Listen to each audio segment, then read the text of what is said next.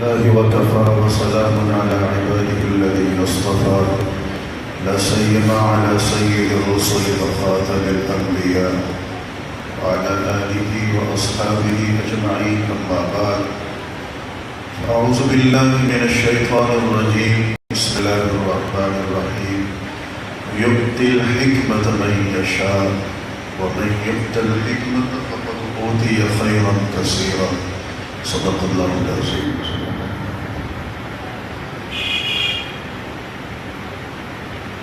ہم کراچی سے چلے اور ابھی تھوڑی دیر پہلے یہاں پہنچے.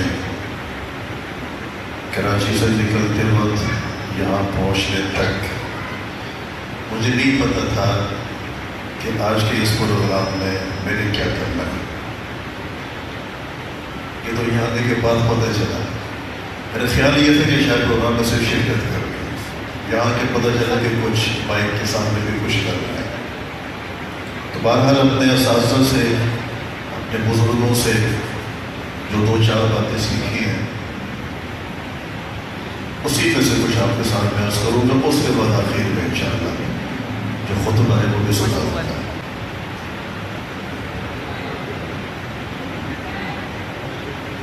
دنیا کے وجود کے بعد مخلوقات میں زیادہ اہمیت انسان کو حاصل ہے. زیادہ اہمیت کا لفظ میں نے اس لیے استعمال کیا کہ ہر مخلوق کی کوئی نہ کوئی اہمیت ہے. ایک پتھر آپ اٹھائیں زمین میں سے، پہاڑ میں سے آپ توڑیں، اس کی بھی کوئی نہ کوئی اہمیت ہے. وہ بھی بیکار میں اللہ پاک نے نہیں پیدا فرمایا. ایک چیونٹی ہے، کوئی بھی جانور ہے، کوئی بھی درندہ ہے، کوئی بھی مخلوق ہے، اہمیت. لیکن اللہ سبحانہ و تعالیٰ نے زیادہ اہمیت انسان کو عطا فرمائی ہے. اور پھر انسانوں میں سے ہر انسان کی اپنی ایک اہمیت ہے. البتہ اس انسان کی زیادہ اہمیت ہے جو دوسرے انسانوں کے کام لے آتا ہے. خیر الناس من ينفع الناس. نیک کاموں میں کام آنے والے کی اہمیت زیادہ ہے. دنیا کے معاملات میں کام آنے والے کی اہمیت اس سے تھوڑی کم ہے.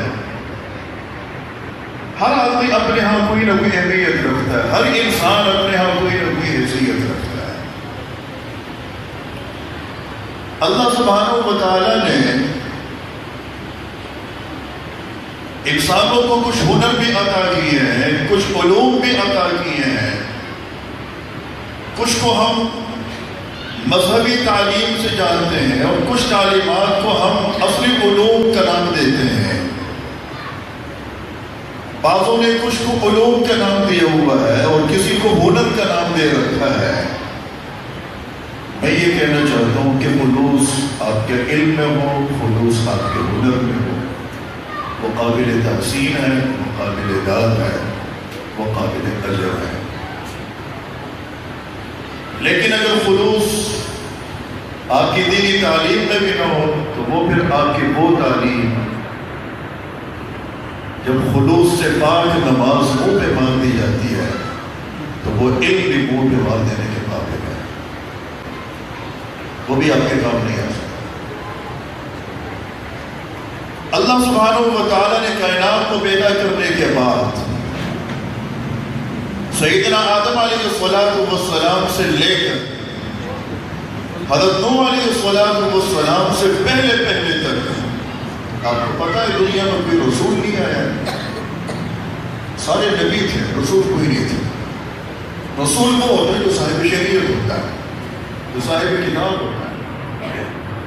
نبی وہ ہوتا ہے جو صاحب شریعت صاحب کتاب نہیں. تو دنیا میں نبی نہیں آئے. سوال یہ ہے کہ جب کوئی شریعت نہیں تھی، کوئی کتاب نہیں تھی، دنیا میں کوئی دستور نہیں تھا، تو انبیاء کے آنے کا فائدہ کیوں بھیجے اللہ پاک نے؟ جب کوئی شریعت نہیں تھی تو یہ انبیاء اس سے پہلے آ کر کرتے کیا تھے؟ تو آپ تاریخ اٹھا کر دیکھیں، ان انبیاء نے آ کر دنیا میں آنے والے نئے لوگوں کو، انسانوں کو دنیا میں رہنے کا ڈھنگ سکھایا۔ یہ ان کو شہروں میں بستیوں میں رہنا سکھاتے تھے، ان کو مکان بنانے کا طریقہ سکھاتے تھے، ان کو کھیتی باڑی کرنے کا، زراعت کا طریقہ سکھاتے تھے۔ بیمار ہو جاؤ گے، علاج کیسے ہوگا، وہ ساری چیزیں سکھاتے تھے۔ وجہ اس کی یہ تھی کہ اس وقت انسان کو دنیا میں بسنا آتا ہی نہیں، دنیا کو وجود اللہ پاک نے ابھی عطا کر رکھا ہے۔ انسان پیدا ہو گئے، کیسے رہنا کسی کو کچھ نہیں پتا۔ اب ان کے اوپر شریعت کا، مذہب کا اور دین کا بوجھ رکھ دیا جائے، کیسے عمل کریں گے، سمجھیں گے کیسے؟ اور میرے محترم دوستو، میرے بزرگوں، بہترین آدمی وہ ہے جو لوگوں کی دینی، مذہبی، تعلیمی اعتبار سے لوگوں کی پیاس کو بجھاتا ہے۔ علم ہر انسان کی ضرورت ہے، بڑے کی بھی ضرورت ہے، چھوٹی کی بھی ضرورت ہے، مردوں کی بھی ضرورت ہے، خواتین کی بھی ضرورت ہے۔ نبی کریم صلی اللہ علیہ وسلم کی سیرت طیبہ میں ہمیں ایک بات ملتی ہے، جب اللہ کے رسول ہجرت فرما کر مکہ مکرمہ کو چھوڑ کر مدینہ منورہ تشریف لائے تو حضور علیہ السلام نے چند کام اس موقع پر بڑے بڑے کیے تھے۔ سب سے پہلا کام کیا کیا تھا؟ مسجد قباء کی بنیاد رکھی۔ کچھ دنوں کے بعد مسجد نبوی کی بنیاد رکھی۔ پھر مسجد نبوی کے اندر کیا ہوا؟ صفہ کا وہ چبوترا آدمی موجود ہے جہاں صحابہ کرام نے، اللہ کے رسول نے ایک چھوٹا سا مکتب قائم فرمایا تھا۔ یہ صحابہ اس چبوترے پر بیٹھ کر نبی کریم صلی اللہ علیہ وسلم سے دینی اور مذہبی تعلیم حاصل کرتے تھے۔ آج دنیا میں جتنے بھی مکاتب ہیں، جتنے بھی ادارے ہیں، جتنے بھی مدارس ہیں، حقیقت میں اگر دیکھا جائے تو یہ نبی کریم صلی اللہ علیہ وسلم نے جس تعلیمی ادارے کا اور مکتب کا یوں سمجھ لے کہ بنیاد رکھا تھا، اسی سلسلے سے یہ سارے ادارے جڑے ہوئے ہیں۔ یہ وہی کام کرتے ہیں جو اللہ کے رسول فرماتے تھے، یہ اسی کام سے کی نسبت ہے جس کام سے صحابہ کرام کو نسبت حاصل تھی۔ تو بڑا مبارک مجمع ہے، اللہ پاک نے ہم سب کو یہاں جوڑا ہے۔ ہم ایک مذہبی اور دینی نسبت سے آج یہاں جمع ہے۔ بچوں نے تعلیم حاصل کی ہے، بچیوں نے تعلیم حاصل کی ہے۔ اللہ سبحانہ و تعالیٰ نے توفیق عطا فرمائی ہے انسان کو دینی تعلیم حاصل کرنے کا، اس کی سعادت حاصل ہو جائے اور انسان کو دینی تعلیم حاصل کر لے، انسان نماز پڑھ لے، انسان قرآن کریم کی تلاوت کر لے، کوئی بھی نیک کام کر لے، مذہبی حوالے سے کوئی بھی نیک کام کی اس کی توفیق مل جائے، یہ اللہ پاک کی دی ہوئی سعادت کے بغیر نہیں ہو سکتا۔ ہمیں دنیاوی اعتبار سے کبھی خسارے کو اٹھانا پڑتا ہے، نقصان ہم اٹھاتے ہیں۔ ہم بزنس کرتے ہیں تو ہمارے بزنس میں نقصان ہو جاتا ہے، ہمیں جسمانی اعتبار سے کبھی نقصان کے خطرات درپیش آ جاتے ہیں، کبھی ہارٹ اٹیک ہے، کبھی فالش کا اٹیک ہے، کبھی کینسر کا مرض ہے، کبھی بخار ہے، کبھی سر میں درد ہے، کبھی پیٹ میں درد ہے، یہ سارے کام ہوتے ہیں۔ کبھی بچوں میں سے کسی کو پریشانی لاحق ہو جاتی ہے، کبھی کسی کا انتقال ہو جاتا ہے، کبھی کوئی بیمار ہو جاتا ہے، یہ سارے نقصانات ہیں۔ لیکن ایک مسلمان کے لیے میرے دوستوں، میرے بزرگوں، میری ماؤں بہنوں، اس سے بڑا نقصان کوئی اور نہیں ہے کہ اگر وہ پہلے سجدہ کرتا تھا تو اللہ تعالیٰ اس سے سجدہ کرنے کی توفیق صدر فرماتا۔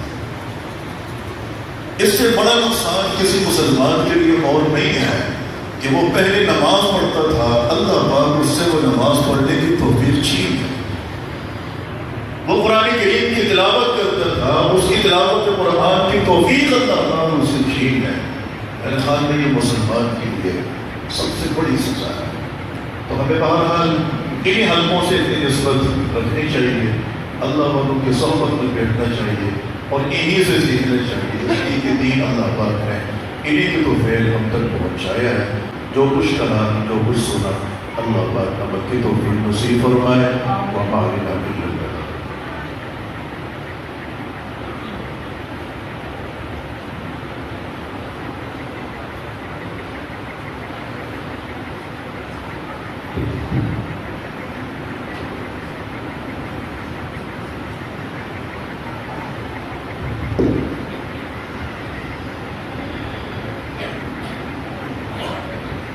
خود کو سنا رہا ہوں لیکن پریشان مت ہوئیے گا. اس کے بعد نماز نہیں ہے, صرف خطبہ ہے. جمعے کا خطبہ ہے اور نسبت اچھی جمعے کے دن ہے, لیکن جمعے کا ٹائم نہیں ہے. جمعہ ہم پڑھا کے نکلیں گے اچھے سے, آپ لوگوں نے کہا پڑھ دیا ہوگا.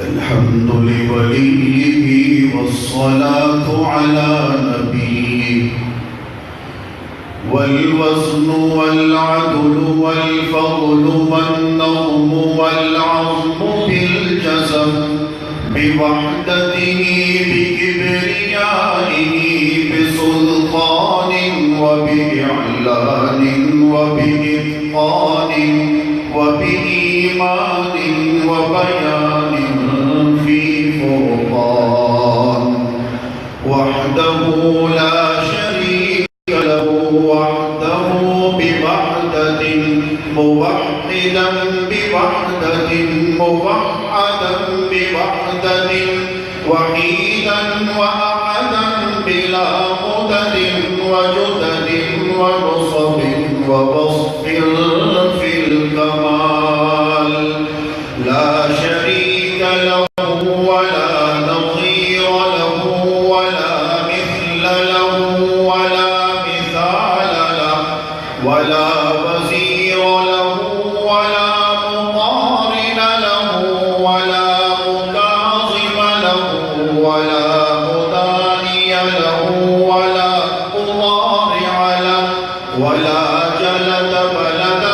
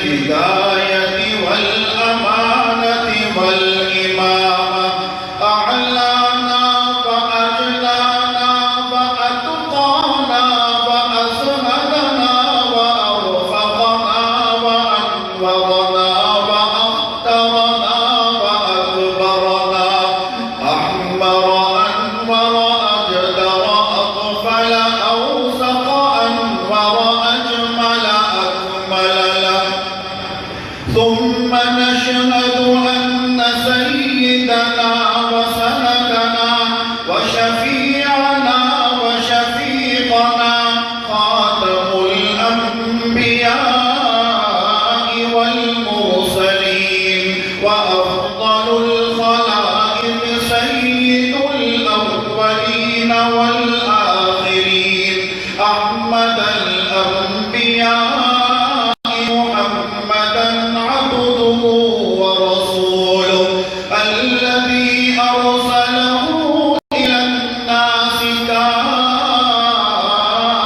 كافة بشيرا ونذيرا وداعيا إلى الله بإذنه وسراجا منيرا وصلى الله تعالى على محمد المصطفى والمرتقى والمجتبى وعلى آله وأصحابه وأزواجه وأتباعه أجمعين إلى يوم الدين أما بعد فأعوذ بالله من الشيطان الرجيم بسم الله الرحمن الرحيم